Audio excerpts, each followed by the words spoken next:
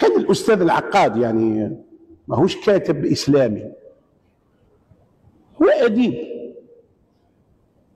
واسمه العقاد، محمود عباس العقاد، كاتب مصري رحمة الله عليه. كتب مرة كتاب في الإسلاميات رائع جدا اسمه التفكير فريضة إسلامية.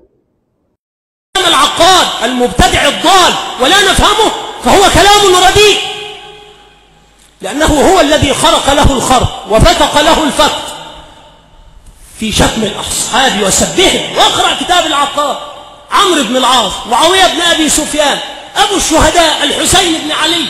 ولذلك لما مات ناحت عليه الروافض ولم يأس عليه أهل السنة، وغير في المجتمع ما غير مع أولئك الذين يعتبرون رادة وهم من الفسقة المنحرفين الذين غيروا تركيبة المجتمع الإسلامي المصري الفكرية، فانفتح على الغرب بضلالاته وبجميع مبادله وصار الناس إلى ما صاروا إليه.